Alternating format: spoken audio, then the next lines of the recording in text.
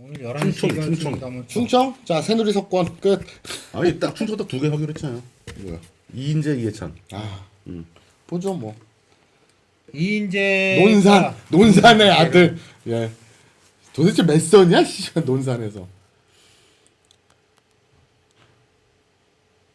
논산이 충청 북도인가요? 충청 남도인가요? 충남 논산이지. 충남 논산. 충남 논산이지. 충남. 아니 저기는 동서로 가려는데 남도 북도로 하니까 헷갈려. 그게 약간 북쪽이에요, 충북이. 논산시, 계룡시, 금산군. 예, 피닉제. 예, 몇 선인가요? 논산, 내 계룡, 오른쪽으로 금산. 좀. 예. 오른쪽. 8회 팔회? 나왔네. 8번 출마를 했는데 떨어진 적이 한 번도 없는 것 같아요, 저 사람은. 출마 기록 한번 보죠. 이인재 클릭. 예. 네. 그 이인재 후보한테 궁금한 건 그거밖에 없어. 한 번도 떨어진 적이 없어. 아닌데. 아니, 딱 한 번 있네, 대선 때. 대선을 떨어요, 대선. 대선 외에는 떨어진 적이 없어. 그러니까 15대 대선, 17대 대선. 두 번 대선에 떨어지고 나면 다 당선이네. 승률 좋다. 피닉제. 이건 진짜 네. 누구도 논산의 저 어찌나 이 저 지역구 관리를 잘하는지 그냥 무조건입니다. 무조건 논산. 그 경기도지사도 했고 저기 뭐야 그 안양시 저기 뭐야 지금 이석현 의원 했던데 왜요? 거기서 안양시 그때는 갑을이었는데 안양시 갑구에서 처음 국회를 했죠. 이석현을 떨어뜨린 네.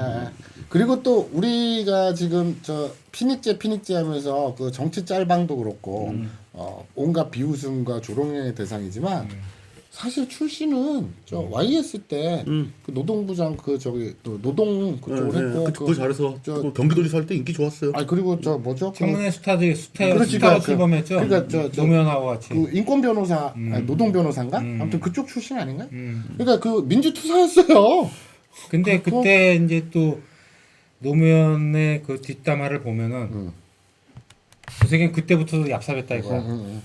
아니 자기가 막 준비해갖고 이것저것 해놓으면은 자기 놀다가 와갖고 이거 뭐지 하고 그 기자들 볼 때만 살짝 이렇게 딱 해갖고 와 저 새끼 진짜 우리가 다 준비해놓고 이렇게 하면은 저기 뒤에 가고 기자랑 그렇죠. 쇼 붙이면서 이렇게 자기 공로로. 그렇지 그런 걸 하는 애들이 있잖아. 그런 직장에서. 양아치도 유명하고 이것도 유명해요. 기자실에 와서 바둑 매니아랍니다. 그러니까 기자실에도 와서 기자들이랑 시간 날 때 바둑을 두는데 아 역시 정치인이구나라고 했는데 승부욕이 어마어마해서 자기가 이기면 이기는 판이다 끝까지 하고 자기다 지는 판이다. 스케줄 때문에. 아이고 그리고 그냥 엎어버리고 간대요. 그게 유명하다고 합니다. 그러니까 그 저기 뭐야 보통 보잖아 그러면 조훈현이라든지 이런 프로 기사들이 이제 이런 그 정치 그 국회의원들 중에서 이제 기후회 같은 거 항상 만든단 말이야. 그러면 이제 국회의원들끼리 이렇게 바둑하고 하는데 그러면 이제 프로가 가끔 이제 다명기나 이렇게 더 주잖아. 그럼 프로 기사들은 이렇게 피닉제라든지 뭐 원유철 뭐 이렇게 바둑 좋아하는 기사들하고 바둑 한 번 더 줘. 그러고 난 다음에 딱 두 집 져줘. 넉점 깔고. 그래서 그 넉점에 두 집 정도 이겼으면은 어휴 5단 아마 5단. 그래서 대부분 다 아마 5단. 그래서 다 아마 5단. 그렇게 져주는 건데. 져주고 난 다음에 인증을 해주지. 프로 기사가 한번 더 준 다음에. 그 프로급 되면 딱 맞춰 2점 져주는 거죠. 나는 지금까지 봐갖고 저 사람이 조훈현 이게 프로 기사들이 정치인과 기업인을 이긴 적을 못 봤어. 그 원래 저 국회의원 그 바둑 그 협회 들어가서 그 연수생 해가지고 바둑 배우면 정치인한테 2점 져주는 법 강의 코스가 있는 것 같아. 2점 석점씩 져줘. 그래갖고 이때쯤 되면 이제 그 정치인들도 왜 우리는 딱 2점씩만 이기는 걸까? 그런 생각을 할 법도 한데. 할 법도 한데 그걸 더 캐다가는 불미스러운 사건이 생길 것이다. 그래서 안 아니, 깨는 이제 거지. 그러면서 이제 그 기업 같은 경우에는 이제 기업에서 뭐 예를 들어 LG배라든지 뭐 무슨 배 많이 이런 거 하잖아. 유치를 하면은 농심배 뭐. 이제 그거는 그 사람들이 이제 기념해서 그 주최자 이렇게 약간 기념대급으로 해주거든. 그러면 그 회장은 항상 이겨. 모든 바둑. 그러니까 기분이 좋지. 그러고 난 다음에 그걸 이제 돈 쓰는 맛이 나는 거지. 자, 또 이인재 현직 의원을 봤고요. 여기는 뭐 다들 아실 겁니다. 새누리당 박종준 후보, 더불어민주당 문흥수 후보, 국민의당 구성모, 민중연합당 여미전 후보, 무소속 이해찬 후보. 그 첫 번째 짚을 거는 그 이해찬 현직 의원, 그 세종시 초대 국회의원이죠. 그 이해찬 현직 의원이 뜻밖의 나이가 많지 않다는 거예요. 52년생이 52년생. 52년생이면 63세에 불과합니다. 70도 안 됐어요. 느낌이 되게 나이가 많은 것처럼 느껴지죠. 어렸을 때부터 진짜 화려하게 굉장히 빨리 정치를 시작했기 때문에. 그렇죠. 예. 그 어디 관악에서 저 책방 무슨 이름이 뭐였죠? 책방 이름이 생각이 안 나네. 그 책방 하면서 총리를 역임했고 굉장히 좀 뭐랄까 일반인들에게 알려져 있는 이미지로는 강성, 과격하다 뭐 이런 이미지가 많죠.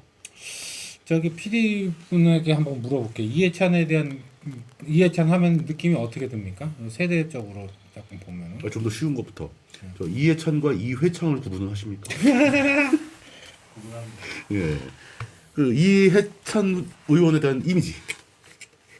수능 때문에. 네. 아 그래 나 그 얘기를 그 이해찬 세대라고 이해찬 의원은 그 해찬들 세대 그것 때문에 굉장히 그게- 일반인들에게 이미지가 나빠요. 내가 기본적으로 학력 수준이 되게 저하되어 있기 때문에 즉 밑이 바닥이기 때문에 이해찬 세대의 학력 저하를 비판하는 것에 대해서 잘 모르겠는데 그게 팩트인가? 실제로 이렇게 학력이 저하됐나? 이해찬 세대 때? 그건 난 모르겠어. 그 이해찬 그게 이제 우리가 보면은 이제 학업 부담이 너무 많다. 그때 이제 트렌드가 이제 교육 개혁 얘기하면서 애들 학습 부담은 줄여주고. 그리고 저 특기자 전형 이런 것도 그때 만들어진 그렇죠, 거잖아. 그렇죠. 그뭐 여러 가지 또 말이 많죠. 그리고 또 예찬 하면 또 언론에서 많이 나온 골프. 사실은 골프 문제. 신동. 예.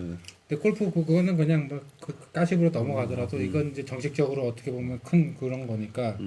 근데 사실은 이해찬의 그 교육개혁 정책은 김영삼 때 다 만들어진 거야. 맞아요. 예.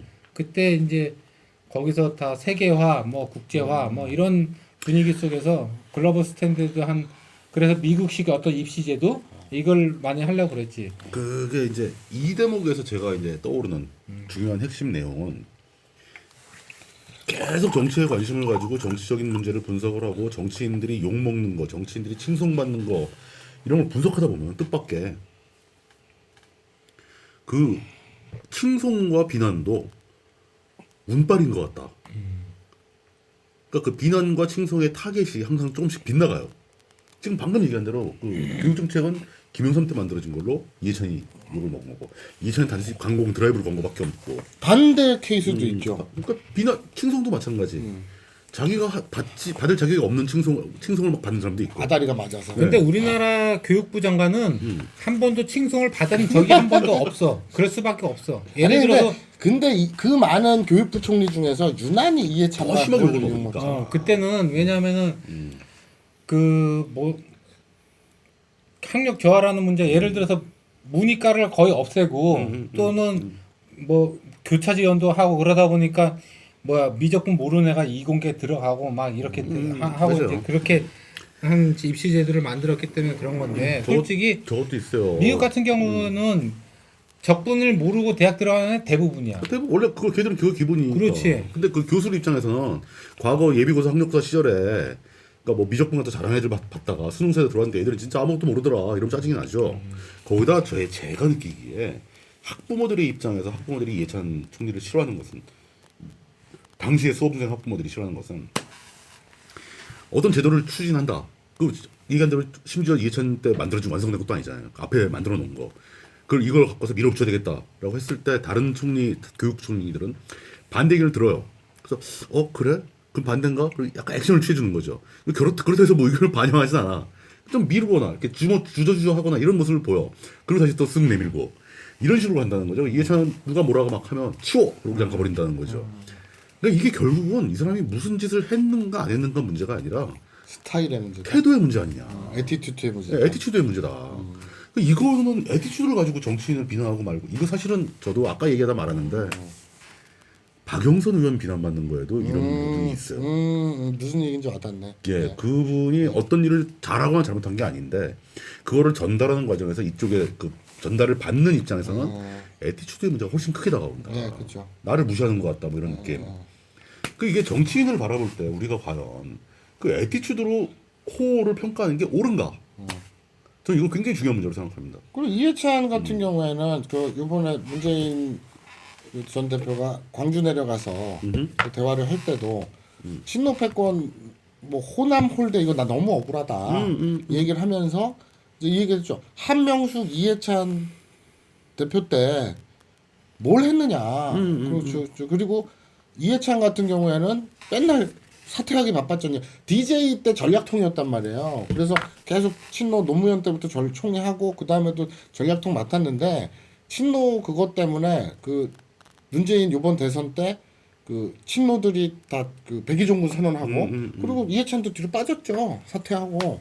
그런데 무슨 패권이 그런 패권이 있느냐라고 주장을 했는데 그 문재인은 그런데 또 이제 뒤에서 들리는 소리에 의하면 우리 이해찬 후보께서 뭘 많이 했대? 뒤에서 이제 그 친노들 소위 말하는 그 노빠들 공천이나 이런데 주물럭주물럭 사실이 뭔지는 내가 어떻게 알아? 나도 또 이해찬 쪽 사람한테 얘기를 딱 들어봤는데 예. 그때 이해찬은 억울하다 이거야.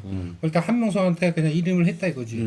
그러니까 한명숙 쪽에서 그 뭐야 그 한명숙 그때 이인영이라든지 뭐 백원우 뭐 이쪽에 있는 애들이 실질적으로 다 그걸 했다는 거야. 그러다 보니까 그게 어떻게 되냐면은 지난번 은수미 의원한테 갑자기 오게 된 게 야 이대 애들이 너무 많아. 너 이대 아니야. 일단 그것부터 물어보잖아. 그러니까 그게 얼마나 한명숙의 그 뭐야 그 입김이 얼마나 강하게 많이 들어갔고 또 걔네들이 이렇게 했는지 알 수 있는 거. 오케이. 예. 뭐 그런 문제들이 많이 있고. 예. 그 이해찬 의원까지 알아봤고요. 뭐 누가 당선될지는 뭐 까봐야 하는 거고. 근데 뭐 억울하든 어쨌든 아까 그 뭐 누구 박지원 박지원 신기남 이런 것처럼 알겠어요. 억울하신데 지금 저 관악에서 중진 오래 하셨고 세종에서도 이제 그 털을 닦아 오셨잖아요. 그러면 이제 좀 젊어. 그럼 63세면 젊구나. 젊어. 그래도 그게 뭐 문제야. 아니 꼭 현역 국회의원이라고 오케이. 뭐 저거 하나 당직을 맡으셔도 되고 원로로서 그냥 뭐 하시죠. 정치는 그러니까 옳지 않은 부당한 비난을 받아도 그것 또한 자기 몫이라고 생각을 하는 게 맞지 않겠느냐. 뭐 대중이 실수한 건데 어떻게 하겠어. 예. 오케이. 그 여기까지. 그리고 내가 이래서 정치를 못해. 난 억울해서 뒤져. 그러면은 방송도 못 할 수 있어. 방송? 응. 악플 막 받으려면 무지하게 억울해. 말만 이러지 사회생활 하는 거 봐. 안 그래. 내가 그걸 깜빡이잖아. 막 억울한 누명을 막 쓰고 이래도 내가 그걸 뽑을 때 벌써 다 고려를 한 건데. 그래도 이제 뭐 피드백 광고가 붙고 막 돈으로 통장에 꼽히고 이러면 아 욕해주세요 막 이럴 거라고. 막 나가서 자기가 억울을 막 그렇지, 하는 걸. 그렇지. 자, 시간 관계상. 이런 얘기도 역시 참고 있는 거 보면 그런 거 같아. 아 기분 나쁘십니까? 아니요. 내가 원래 그런 놈이라는 건 나도 알고 있었어. 11시나 넘었네. 아 지역구 다 끝내고 비례표 한번 짧게 훑어보고 마무리하는 걸로 합시다. 비례는 새누리에 한 명 위에 내가 올라가서 조금 비례명단 한번 보여주세요. 볼까요? 예. 당별로 한번 쭉 훑어보면 되니까. 예, 국회의원 선거.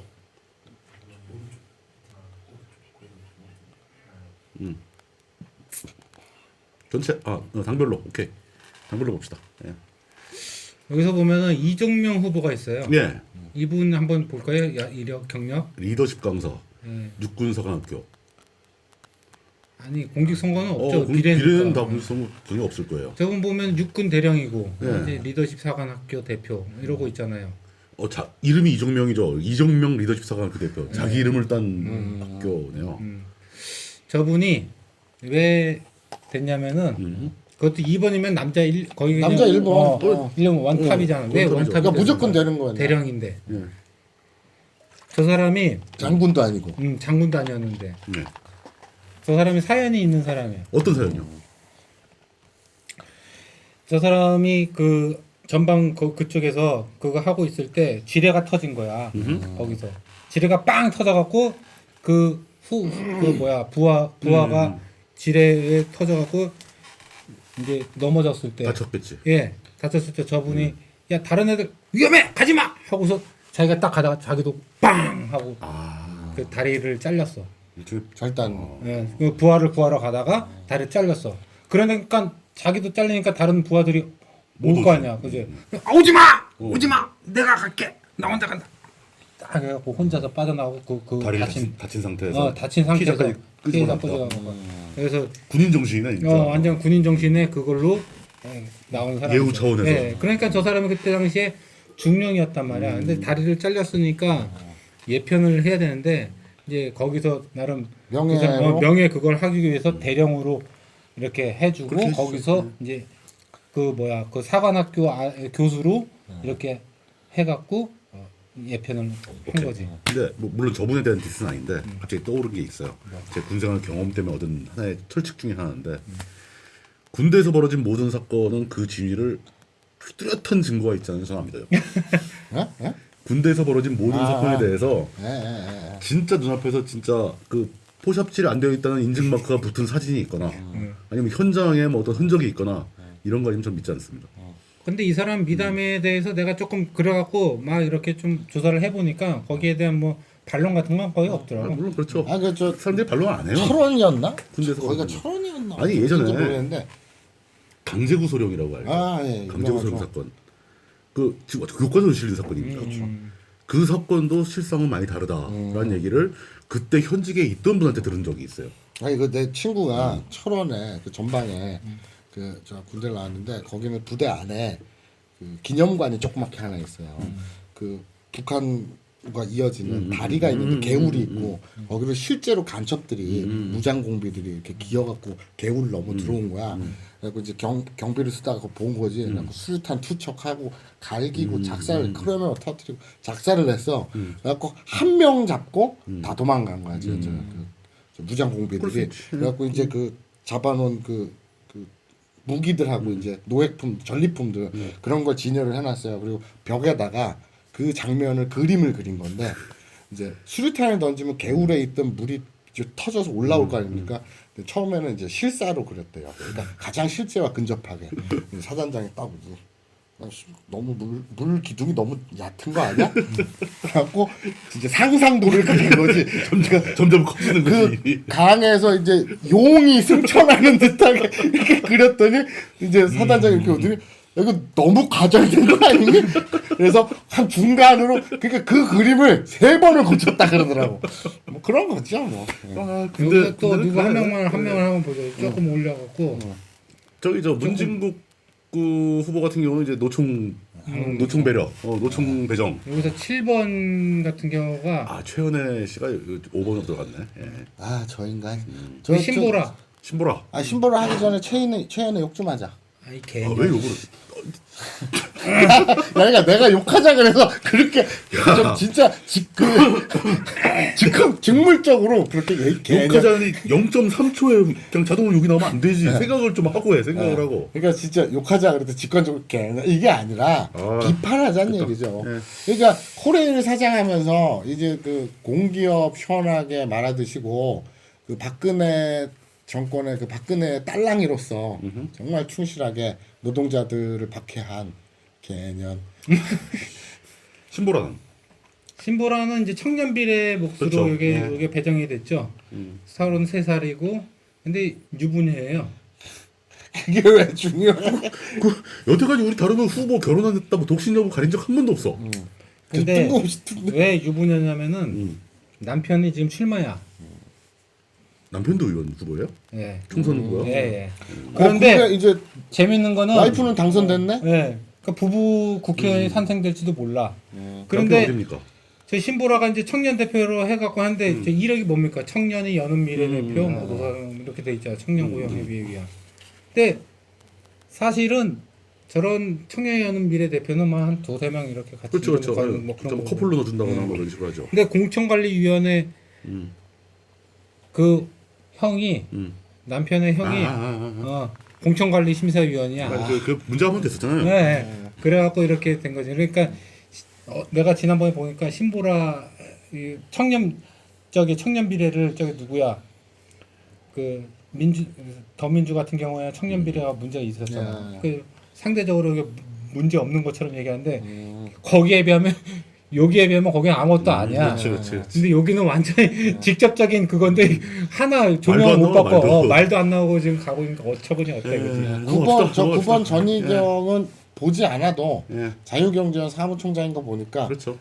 그 궤변 이런 거 참 많이 했겠네요. 아니 많이 했겠네요. 이게 정확하게 본 게 지난번에 역사 교과서 거기에다 완전 방탄마기로 온몸을 던져서 역사 교과서 국정화를 했던 분이. 그러니까 안 공로를 봐도 인정받았군요. 안 봐도 비디오죠. 자 다음에 한번 볼까요? 저기 김승희. 민주당으로 한번 볼까? 더 없어요? 더, 아니 뭐 더 계속 봐요. 11번이면 뭐. 보는데 뭐. 한 20번까지는 봐줘야죠. 한 새누리당이면. 조은현. 조은현. 아, 이번에 문제가 된 게 조은현은 그 저 바둑을 저 유세하면서 바둑을 도줬단 말이에요. 그거는 재능 기부고 이제 또 남진 가수 남진이 이거 노래한 거는 선거법에 위반이 되고 그래서 지금 문제가 됐죠 형평성에. 저 조은현 후보가 저기 이제 공천 받으면서 그 공천심사위원장하고 한 두 집을 또 조졌나요? 많이 젖었죠. 왜냐하면은 저 조은현을 추천한 사람이 누구냐면은 원유철이죠. 원유철이죠. 원유철이 기우의 회장입니다. 그렇죠. 예. 넘어가죠. 예. 근데 국회에서 그때 그 기우회에서 한번 힘을 크게 써갖고 상징적이네. 아, 예, 예. 이창호가 다시 내려주세요. 내려주세요. 예. 그 위에 있어. 아니 반대. 강효상. 16번 강효상. TV조선 보도본부장, 조선일보 편집국장. 이게 종편에 대한 예우죠. 예. 그 저런 사람들이 왜 비례대표 후보에 들어가냐는 거죠. 그렇죠. 아니 그러니까 그냥 종편이니까. 아, 종편이고 뭐 우리나라 참 잘못된 것 중에 하나가 그렇죠. 정동영도 문제인 거예요. 언론이 왜 자꾸 정치를 하러 가? 언론이 왜 청와대 수석으로 들어가? 아니 그러면은 저기 뭐 MBC 앵커했던 사람들은 뭡니까? 신경민 청와대에 들어가는 건 그럴 수 있어요. 청와대 왜냐면은 들어가면 말이 안 되는 거야. 아니 웨스트윙에 보면 이제 저 대변인이라든지 그런 저 공보 라인에 그 어느 잡지나 매체에 미디어 매체에 편집장이라 출신이라든지 그러니까 프로페셔널한 전문직으로서 이렇게 들어갈 수 있어요. 오케이. 공보 라인으로는. 그런데 강효상 TV조선 보도본부장 전 조선일보 편집국장인 출신인 강효상이 비례로 들어간다는 거는 저건 얼추가 없는 거죠. 저건 뭐 보너스지만. 예. 그러니까 그 지금 박광온이라든지 또 그 신경민이라든지 이런 언론인들이 지금 더민주에 들어가 있는 것도 사실은 별반 다르지 않아요. 맞아요. 예. 여기 저 이호균님께서 중요한 말씀하시는데 네. 최연애가 저 내가 잘생겼대? 최- 그리고 어디? 최연애는 더 까줘야 되는데 최연애가 코레일 있을 때 네. 막 능수공을 기능공하면서 능멸했죠. 실제로 코레일에서 지금 그 굉장히 심각한 문제입니다. 왜냐하면 그거 사고 크게 나요. 정규직을 안 뽑은 지가 벌써 몇 년, 뭐 10년 넘었을 거예요 아마. 다 비정규직으로 들어가니까 제가 거기 근무하시는 진짜 고참 되시는 분 직접 들었는데 그 유명한 거 있잖아요. 그저 철도 바퀴 두들겨서 소리 듣는 거, 네. 그 내부 금 가는 거 있잖아요. 예. 그거 할 줄 아는 사람이 이제 맥이 끊어졌다는 거예요. 그럼 이걸 어떻게 하느냐? 바퀴를 빼서 그 초음파로 조사를 하는 거죠. 그 장비까지 들고 가야 돼. 예전에는 기차 세워놓고 사람이 걸어가면서 망치 때려서 소리 들어가지고 의심나는 것만 빼서 가져가면 되는데 지금은 다 빼야 된다는 거죠. 비용이 엄청 상승하는 거예요 이게. 똑같이 검사를 해야 되는데. 근데 그거를 배우려면 한 2, 3년 걸린답니다. 일반인이 배우려면. 근데 비정규직한테는 아무도 안 가르친다는 거죠. 어째 금방 팔이 이런 사람 먹히는데. 갈 건데 그걸 왜 가르치냐? 이 숙련공이 줄어드는 문제가 그 정규직 비정규직 문제하고 밀접하게 연관되어서 단순직이라도 예. 오래된 연차의 능숙공들은 현장에 꼭 필요한 사람들입니다. 그 한 명이 진짜 몇십 명 일을 하거든요. 그러니까 이게 보면은 그런 것은 어떻게 보면 자동화라는 게 굉장히 힘든 부분이잖아요. 그렇죠. 저기 뭐야. 근데 현대 같은 경우에는 저기 정규직 노동자들의 숙련도가 다 자동화돼 가고 있단 말이야. 현대는 그러니까 그렇죠. 비정규직과 정규직의 숙련도 차이는 거의 없어. 여기 이런 데는 좀 많고요. 생산 라인은 그게 가능해요. 네, 근데 어쨌든 30년 근무한 사람들의 연봉 5천 넘는다고 귀족노조라고 했죠. 이래서 개년이라니까요. 명확한 자, 결론입니다. 저 더민주로 가보죠. 예, 더민주로. 이 정도 봤어요 뭐. 예. 어우 이제 막 엉덩이에 바지가 막 달라붙어서 죽겠네요. 어우. 네, 그 김종인이 예, 이게- 그렇게 아껴서 데려왔다고 하죠. 김종인은 왜 그때 2번 했다가 17번 뭐 이렇게 얘기했잖아. 14번. 14번. 14번. 근데 그건 이제 DJ가 한 방법 네. 뭐 그런 건데 김종인 같은 경우에는 그런 꼼수를 그걸 꼼수로 생각을 하는 거야. 아 그거 언론사 인터뷰에 명확하게 나갔어요. 근데 사람들 그거 아무도 안 읽어. 그러니까 다들 물어보기를 왜 김대중은 막번에 가가지고 사람들로 하여금 지지를 올려가지고 자기를 당선시켜달라고 호소를 했는데 김종인 당신은 왜 앞에다 갖다 꽂느냐 화를 낸 거지. 근데 김종인이 나는 정치 그렇게 하지 않는다. 그러니까 뭐냐면은 그거는 그 공천 그 중앙위원회 그 걔네 그 사람들이 경영이나 한겨레만 봐. 맞아.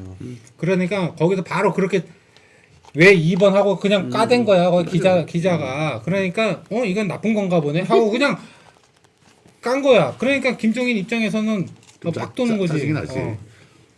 저 4번 최운열 예. 저 양반이 이제 4대강 찬성하고 뭐 이걸 그래가지고 깔았는데 그 김종인 대표가 주머니에 넣고 관리하는 사람이랍니다. 어우 키가 굉장히 작은가 보죠. 그러니까 주머니 그렇게 들어가나 보지? 뭐 저기 그 아주 가까운 그뭐 저 서강대학교 부총장이니까 서강학파 그 서강 라인 그쪽이네. 김종인. 그래서 예.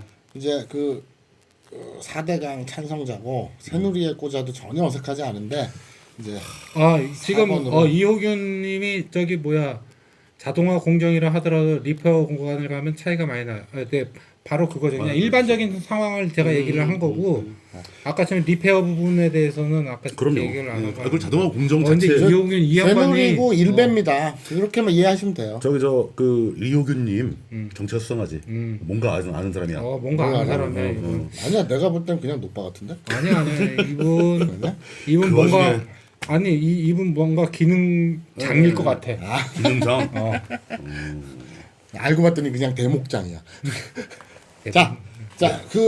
그리고 청중 시청자를 놀리면 안 되겠지. 예. 알고 봤더니 기능 장애야. 알았어.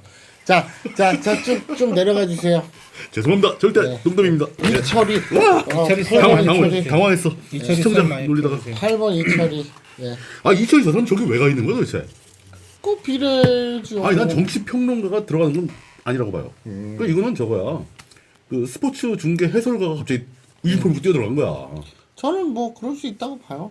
그러니까 자신 있나 보지? 그 평론가라기보다는 평론가인데 평론가라기보다 이제 컨설턴트가 예, 맞습니다. 이제 자기 직접 그 코치가 이제 선수로 뛰는 저 문미옥 후보는 저 포항공대 뭐 물리학과 박사네요. 물리학 박사께서 물리학. 예. 왜 정치를 하러 오셨는지. 자, 우리 재윤경. 예. 왜 박수를 쳐요? 제가 팬입니다. 우리 내가 얘기해 줄게. 팬하지 마. 왜요? 방송하는 사람들은 네. 정치인 팬하면 안 돼. 아니 정치인으로서 팬은 아니에요. 이제 뭐 정치 막 시작하고 비례인데 뭐. 근데 저 에듀머니 대표고 제가 인터뷰 한 번 한 적이 오케이, 있고, 오케이. 예. 와 진짜 예쁘세요.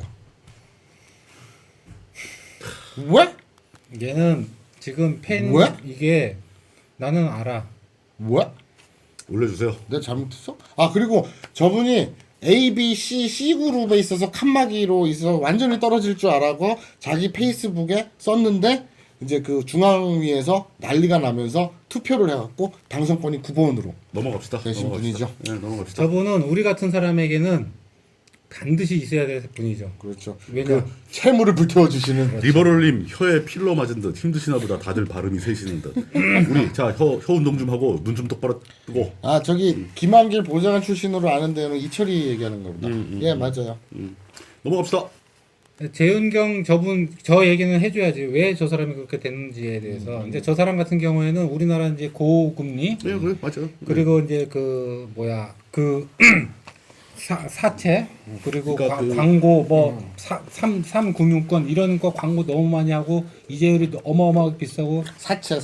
그리고 빚쟁이들 같은 경우에 너무 수심이 심하고 이런 거에 대해서 약탈적 대출. 약탈적 대출에 대해서 아주 그거는 강력하게 마사오님이 좀 전문적. 그래서 취재할 때 인터뷰도 하고 그랬어요. 전문은 접니다. 진짜 이뻐요. 형은 그걸 왜 깜냐? 배째면 되지 주의고 나는 거기 깊이 그 제도적으로 아는 거고. 뭐라를 해줘. 저는 떼먹는 전문가고 나랑은 다르지. 넘어갑시다. 예. 나중에 그 얘기 한번 합시다. 이상한 부심이 있어 그거에. 넘어갑시다. 쭉쭉쭉쭉쭉.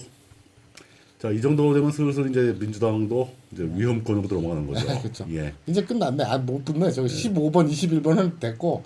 그다음 22번? 신기하다. 난 진짜 신기한 게 이렇게 당선권 바깥에 비례대표에 자기 이름을 넣는 이유는 뭡니까? 나 같으면 챙겨서를 빼라고 그럴 것 같은데. 저희 아버님이랑 성함이 똑같아요. 박기영 씨가? 권혁자 기자. 저 국민의당으로 가죠. 에휴 저기 저 박기영 씨 있죠. 박기영 씨. 마지막으로 박기영. 박기영. 23번. 저기다 왜 이름을 넣는지 이해를 못 하겠는데.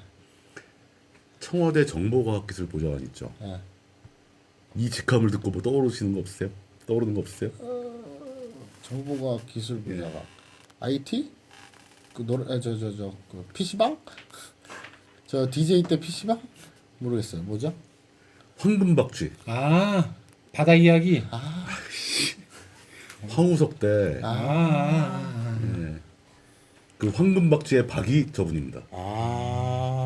청와대 과학기술보좌관으로서 국가적 그 수소과학 기술 지원 예산을 황우석에다가 들이붓는데 인척한 사람입니다. 거기에 몰빵을 하셨군요. 진대재하고 그 김 누구죠 그때 그 교육 아니죠 과학부총리 과학기술부총리가 있었어요. 김병 그래서 황우석 김병, 김박 진대재 황금박쥐 그렇게 되는 그때 저분이 황우석 사태에 대해서 단 한마디의 사과를 안 하셨죠. 김어준과 똑같네요. 김어준도 그거 왜 지금도 그렇게 믿을까? 자 가죠. 저 국민의당. 예, 빨리빨리 넘어갑시다 이제. 아 이호균님이 IT 노예였군요. IT 전문가구나. 예. 신용현, 오세정, 박주현, 이상돈.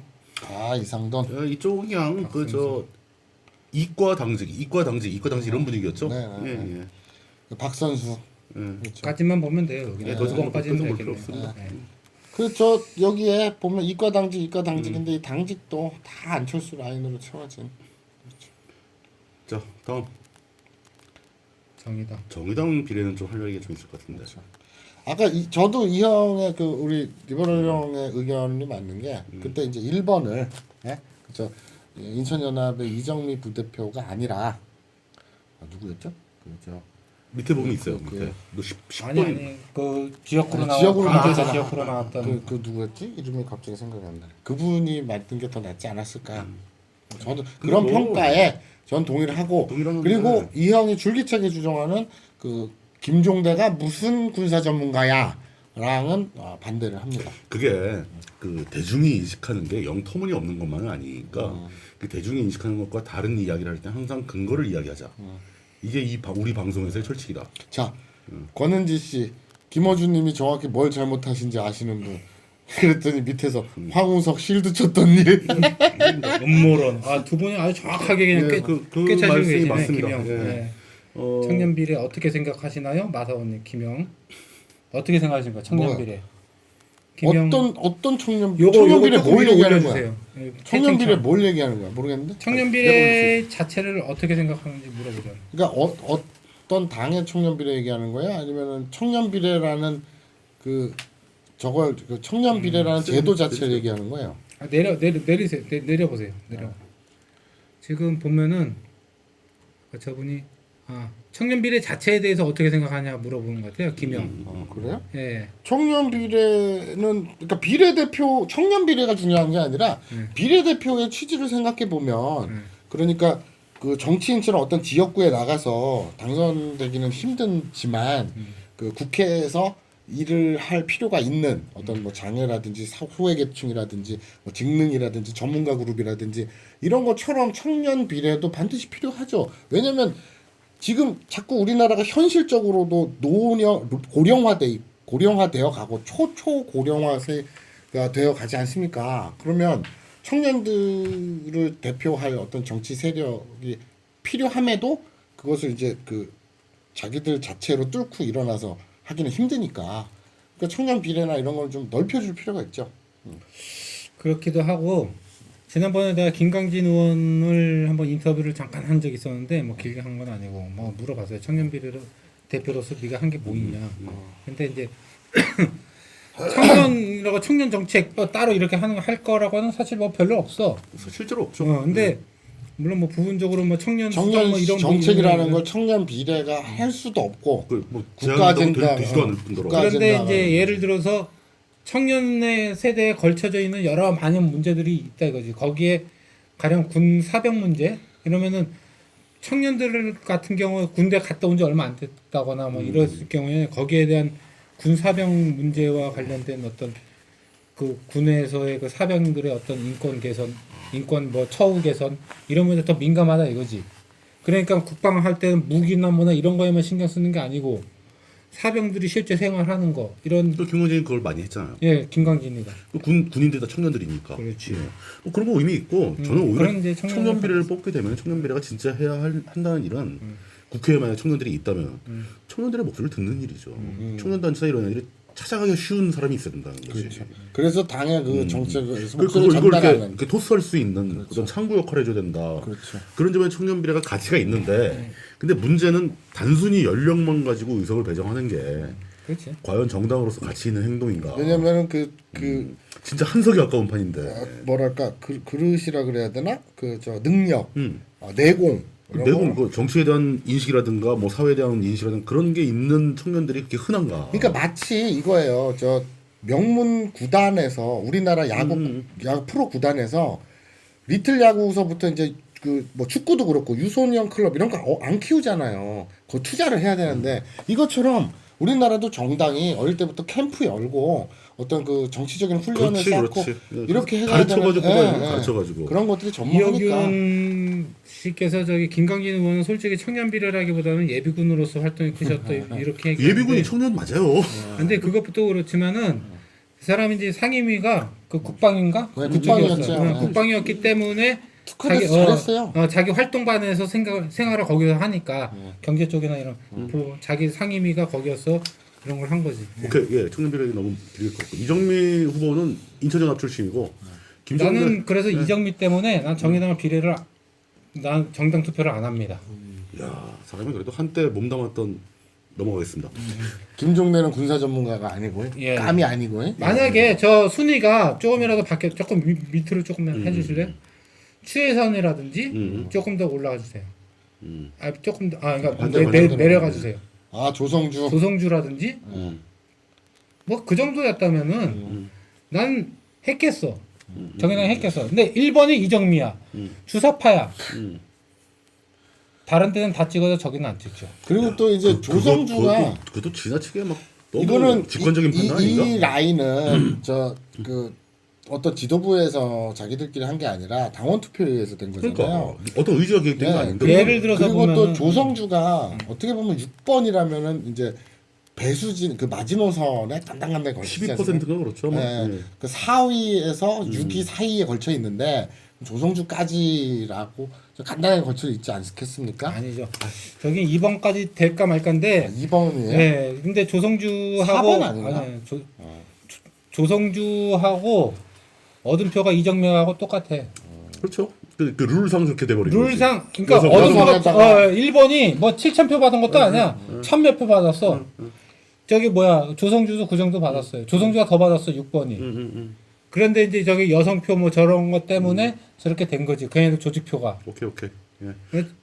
저건 아닙니다. 넘어가면서 저건 아닙니다. 뭐, 저 저- 리버럴림 무섭네. 저 비례순번은 아닙니다. 예. 저 추혜선 씨 같은 경우는 저 호남 369 나왔다는 게 여성이자 고졸이에요. 그리고 그 학벌 세탁도 안 했어. 그러니까 보통 이제 나중에 잘하면 뭐 방통대네 무슨 뭐 이런 데 가서 막 석사 박사 다 하잖아요. 사실 석사 박사 아닌 거죠. 그런 거. 그런 것도 없이 진짜 순수하게 고졸 여성인데 생애 가장 긴 시간을 언론 노조 활동과 언론 관련 시민단체 활동을 어디 언론에 들어갔었죠? SBS 노조. SBS? SBS 노조 간사 역할을 한 거죠. 그러니까 SBS에서 고졸이면은 PD나 저기 직원이 아니라 아니고 저기 노조에서 고용한 노조 상근. 아 노조 상근이었어요. 예, 예. 아 예. 특이하네. 그렇게 들어가다 이제 그 다음에 나와서 언론개혁 시민연대 거기 이제 사무처장까지 예. 역임을 하다가 이제 진보 정당이라고 자칭하는 정의당에 들어가서 실제로 일단 그게 제일 관심이 있었어요. 우리나라에서 정당이 언론의 구조적 문제를 정당 측에서 제시할 수 지적할 수 있느냐. 바로 다음날 언론에 그 정당의 문제점이 도배가 될 텐데. 그러니까 언론과 싸우는 정치 집단이 존재가 가능한가? 이 문제를 가지고 심상정 대표가 많이 얘기를 했다고 그러더라고요. 그 심상정 대표가 한번 해보자고 그런 거고, 자기는 그걸 하러 왔다. 이런 생각을 했는데, 싸울 거다. 예, 당선됐으면 좋겠어요. 자기는 언론과 싸우러 온 거다. 어쨌든 나는 그냥 보면은 최민희 까란데 전 별로 좋게 보이지도 않아요. 아니, 이게 그치, 최민희 네. 말참 힘들게 내가 그래서 아 이분이 최민희하고 다릅니다라고 얘기하면 최민희를 디스하게 될 수도 있고. 그렇게 애매하네. 근데 디스건목은 최민희 의원도 굉장히 훌륭한 언론 운동가 맞는데 결은 확실히 달라요. 누가 탈당했다는 거야?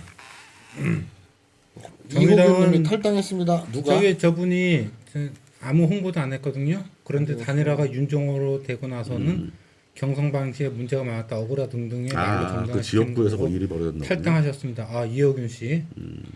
아 정의당에 대해서 너무 황당하다 해갖고 지역에서는 탈당했다고 황당한 일이 많이 벌어져. 똑같은 얘기가 제가 이번에 많이 느낀 건데 아 본인이 탈당했다. 본인이 아, 이호균님은 원래 그 정의당 당원이셨나 보죠. 네 그런가 보네요. 네. 자 그다음에 쭉쭉 넘어가면 다 뭐 그렇습니다. 조승주 이하루는 뭐 볼 거 없잖아요. 조성주 후보하고는 그 조성주 후보의 그 어떤 뭐 북콘서트 같은 걸 제가 사회 본 적이 있어가지고 얘기를 많이 했는데 알린스키를 되게 좋아합니다. 알린스키 미국 진보학자. 아, 예, 자, 근데 진보지만 굉장히 그 타협적이고 어떤 그 합리적인 일 추진 방식을 유지하게 남기고. 그러니까 그 사람은 사회주의자. 맞아요. 사회주의자인데 민주당으로 블록을 형성해서 민주당으로 들어가자. 그러고 난 다음에 우리의 최대 강령을 막 이렇게 하려고 하기보다는 그 안에서 뭔가 실력을 왼쪽 키우고 방에서. 그거 하자. 굉장히 멋진 말을 많이 했어요. 하면서? 그러니까 우리는 굉장히 약하기 때문에 지지 않는 싸움을 해야 된다. 한 번만 지면 우리 끝장이고 상대는 10번을 줘도 끝장이 안 난다. 그러니까 우리는 작은 승리를 추구해야지 한 번에 많은 거 하려고 하지 마라. 그리고 크게 실망하지 말고 지역으로 돌아가라. 지역으로만 돌아가 조직을 만들어라. 위에 HJ 리님이 언제 날 잡고 NL 특집해도 꿀잼일 듯. 그거요. 이 부분은 끝납니다. 예. 저에게 큰 기대를 갖고 계시네. 아 장난 아니에요. 이 그 형은 뭐 저는 진짜 NL만 생각하면요. 솔직히 말씀드려서 저도 어디 가서 NL 욕 많이 한다고 말 많이 듣는데 세 발의 피예요. 세 발의 피. NL을 증오하는 사람이야. 역사를 바라볼 때 그게 감정을 개입시키면 안 된다고. 그래 나도 안철수는 잘못된 거야. 절대 감정을 개입해서. 개입해서 네 나는. 자 이제 자 마무리하시죠. 다 끝났는데 뭐 거의 이제 통진당 해산을 위해서 증언을 쓰려고 했던 사람이 저거 해야 되는데 다른 당 한 명씩만 합시다. 비례당 다 했잖아. 다 했잖아. 아니, 정의당 녹색당. 했잖아. 아 노동당 녹색당. 녹색당까지만 봅시다. 다른 데 볼 거 없어. 아니, 노동당 하나 찍어봐요. 노동당은 누가 누군지도 모르겠는데 뭐. 두 명 나왔네. 저딱 둘이에요. 용해인. 국교는 대표고 네. 용해인은 저 그 가만히 있다. 그렇죠 가만히 있어. 그 광고입니다. 딴지일보에 용해인 인터뷰한 게 있습니다. 예. 본인이 하셨죠. 네. 자 이제 녹색당 가보죠.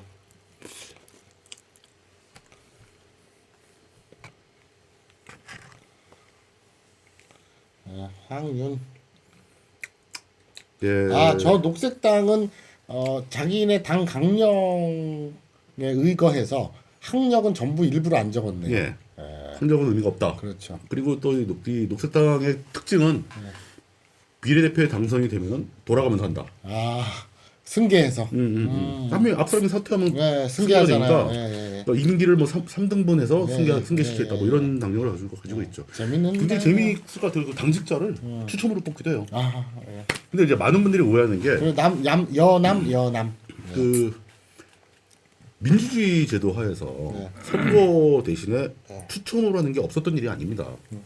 그리고 어느 정도 그러니까 뭐 규모가 복잡한 거대한 사회에서는 그게 좀 쉽지 않겠지만 추첨이 오히려 훨씬 더 민주적인 선거 방식일 수도 있어요. 뭐 유럽에서도 가끔 뭐 지역별로 지자체에서는 그런 걸 택하는 데가 있기도 합니다. 그걸 너무 생소하다고 생각하지 말고 민주주의에는 다양한 방법이 있으니까 한번 체크해보자. 뭐 저는 그냥 그 녹색당, 노동당 다 화이팅이지만 파이팅인데 될 거라고 생각하진 않지. 특히 녹색당은 그 어떤 저기 이상과 어떤 교과서적인 도덕 교과서적인 것도 중요하겠죠. 근데 그것을 현실에 관철시키기 위한 그런 그 현실적 방법도 딱 한마디로 표현하면 됩니다. 발에 좀 딛고 있었으면 좋겠다. 노동당, 녹색당 둘 다 과연 자신들이 대중정당을 하고 싶은 것인가? 이걸 심각하게 아니면 물어봐야 그냥 됩니다. 캠페인 정당인가? 아니면 동호회죠. 동호회. 캠페인. 나는 저기 지금 2번 보세요. 미량 765 킬로바이트 그 송전탑 반대 있잖아요. 킬로볼트. 사무국장. 네, 사무국장 하잖아요. 반대 대책이. 탈핵 운동가. 나는 저거부터도 난 솔직히 마음에 안 들어요. 왜요? 송전탑 밑에서 그렇게 하고 나서 송전탑 전기 그 전자파 막 이런데 얼토당토하게 그 뭐야 과장된 그게 너무 많습니다. 저도 저기 송전탑 그건 제가 미량 예. 그건 제가 잘 아는데. 물리학과 예, 예. 예. 저분들이 걱정하는 것만큼 위험하지 않아요. 예. 하지만 위험성이 없다고도 단정 못합니다. 쉽게 말해서 현대의학, 현대 기술로는 몰라요 아직. 어떤 효과가 있는 건지 모릅니다. 그러니까 모른다고 하면은 우리는 저기서 그건 나중에 좀 얘기해. 여러 가지 같습니다. 저 송전탑 뭐 이런 거 문제 떠나서 예. 원자력. 원자력에서 그 녹색당이 지나치게 근본주의적 태도를 취하고 비과학적인 태도를 너무 많아요. 취하는 부분이 있습니다. 이것 때문에 실제로 전문가들, 엔지니어들, 학자들 입장에서 굉장히 껄끄러운 상황에 많이 빠져요. 그리고 또 하나 있죠. 유전자 조작 뭐 GMO, 이것도 뭐 농약 문제 이런 거. 너무나 마치 이거야. 그거 합니다. 마치 이거 MSG 먹으면 무슨 잘못되는 거 안 잘못돼. 멸치 다시다 해서 그 얘기 했잖아. 뭘 또 해. 그러니까 그 어떤 우리 사회, 대한민국 사회 정도 되는 사회에서는 뭔가 대중적으로 먹히기 위해서는 진짜 과학적 기반을 한 개라도 놓치면은 바로 반격이 들어옵니다. 불안 마케팅이다. 되던 소리 하지 마라. 공포 마케팅이다. 이거를 피하는 길은 딱 하나밖에 없어요. 과학적 전문성이에요. 학자들이 얘기하는 대로 거기에 또 이제 음모론을 깔고 뭐 다국적 기업이 어떻고 뭐 미국이 어떻고 막 이런 얘기 나오기 시작하면 이거는 대화가 안 된다는 얘기예요. 근데 제 개인적인 경험이지만 저 취재 때문에 과학 환경 이쪽 파트에서 인터뷰를 몇 번 해봤는데 소위 그쪽 분야의 유명한 전문가라는 교수들 전문가 집단 그 이쪽 환경 쪽 네. 그리고 듣고서는 조금 위로 진짜 이 양반들 완전 얘기 들으면 정부나 이런 그 개발하는 인간들은 진짜 쓰레기고 개새끼들이야. 그런데 그거를 이제 팩트 체크하려고 해보면 교수라는 전문가라는 분들이 이제 뻥카가 심한 거 제가 몇 번을 당했습니다. 거기다 또 마사오님은 귀가 팔랍니다. 귀가 얇아. A 전문가를 만나면 그 사람 주장이 다 맞고 B 전문가 만나면 A가 다 틀리고 이게 맞네? 또 C 만나면 또 달라지고 몇 번 뺑뺑이를 돌았다는. 진짜 짜증이 났어요. 그만큼 팩트를 체크하고 전문성을 가지는 건 힘듭니다. 그러니까 그러면 또 이것도 닭이냐 달걀이냐. 아니 교수고 전문가인데 그렇게 뻥카를 칠지 내가 어떻게 알았어? 알고 보니까 뻥카더라니까. 그럼 내가 만약에 그거 믿고 뭐 방송을 하거나 뭐 저 기사를 썼어 봐. 나만 나쁜 놈이지. 그러니까 그리고 그 팩트 체크 힘들고 그다음에 뭐 이렇게 막 요분들 저기 뭐야 이제 그 정의당과 그 녹색 저기 특히 뭐 노동당과 통진당 뭐 이런 거 이분들 지금 뭐 민중연합당 나오고 어쨌든 그 양당이 아닌 나머지 당 아니 국민의당은 좀 빼고 그 부분에 대해서 한번 특집으로 한번 해봅시다. 한국에 진보정당이 있는가? 지금 우리 선거 특집 방송하면서 할 거 되게 많아요. 아이템들이 막 나래비를 서 있어요. 그 얘기 하려고 지금 여기 와갖고 내가 얘기하는데 막 방해하면서 막 화면 올리고 그랬던 거야? 난 또 뭘 대단한 거라고. 아니야 그건 그냥 순수하게 방해를 한 거고. 아니 그게 아니고 나는 이제 다른 분이 뭘 날 아니 그거 질문하는데 많은 분들이 굉장히 궁금해합니다. 근데 그거 진짜 다루면 여차하면 재미없어요. 지겨워요. 그렇긴 해. 나만 그런가 봐. 그 어떤 증오심이 펄펄 넘치는 사람 막 하지. 내가 객관화 이 대목에서 내가 객관화를 잘 못했네. 네, 저 노인네 왜 저래? 뭐 이렇게 된다고. 큰 깨달음을 얻었습니다. 자. 다들 고생 많으셨습니다. 보시는 분들이 더 수고하신 것 같아요. 그 스태프분들도 수고하셨고, 저희는 이제 여기서 마치고 13일날 오후 5시에 그 투표 결과를 중계하는 그 투표 그 제목이 뭐였죠? 개표 필리버스터. 이 제20대 총선 개표 필리버스터를 준비하고 있습니다. 그거 할 때 다시 뵙기로 하죠. 그날은 우리뿐만 아니라 뭐 워낙 장시간 하는 거니까 다른 게스트도 막 올 거예요. 막 시끄럽게 할 겁니다. 아주. 그래서 여기에 정신이 없을 어떤 텐데 얼만큼 탈모인지 필독이 직접 눈으로 한번 확인해 보시죠. 그래서 필독. 올 텐데 제가 드리고 싶은 말씀은 오늘 이걸 5, 6, 7 그리고 오늘 이렇게 4일째 하고 이제 13일 당일날 개표 방송하고 이 모든 짓을 왜 하느냐? 이제 그렇지. 투표 이후에 중요한 얘기다. 저 DSN 채널 1부, 2부에서는 이제 그 개저씨들의 시정 잡담 딱 맛백이에요. 여기 술 깔아놓고 우리 아저씨들 술 먹으면서 그러니까 그 통진당 뭐 이런 얘기 할 거예요. 그거 맛배기 보신 거예요. 가자 코리아 안 했다고 지금 김영께서 그냥 엄청나게 가자 집에. 저도 리버님의 의견을 더 듣고파요. 아유, 저 가자 코리아 한번 눌러보세요. 그래 아는 소원이라는데. 그 버럴님이 언제부터 그 리버님이 됐어요? 리버는 강이야 간이야. 코리아 류승구. 오 무슨 임팩트 있게 생겼어. 응. 학력은 또 왜 미기자야 또. 하나 이분들도 같이 녹색당과 같은 예. 노선을 갖고 있네. 근데 가고 있네. 이분들은 학력이 부끄러워서 안 되는 한데. 저 비례대표 2번은 사무처장이시네. 어. 대한민국 만년 역사 미래문명 연구위원. 그러니까 한 분은 미래문명원 대표고 한 분은 미래문명원 연구위원이고. 아니 그러니까 100년을 내다보는 정도도 아니야. 만년을 내다봐. 저 왠지 저 환의 냄새. 그렇죠. 환 냄새죠. 환 가자 냄새가 코리아다. 아이씨. 만년을 내다보는 분들이네. 그렇습니다. 다들 고생하셨고요. 마무리했죠. 저 앞으로 총선 끝나고 개표 방송까지 다 기대해 주시고. 개표 방송은 유시민. 근데 제가 그래 유시민 같이 네. 이렇게 저 나이 많은 보면은 분은 안 부릅니다. 우리. 남들 얘기는 내가 사실 인물 얘기에 약해 그동안. 예? 그래서 사람들 관심도 없었는데 예. 관심 가지려고 힘들었습니다. 예. 고생하셨습니다. 뭐 관심을 갖느라고 힘든 게 아니지. 갖는 척하려고 힘든 거지. 안 같잖아 결국. 예. 자 마무리하겠습니다. 이제 진짜로 끝났습니다. 앞으로 DSN 많은 관심 부탁드리겠습니다. 수고하셨습니다. 고생하셨습니다. 패밀리들 내일 지각하기 없기.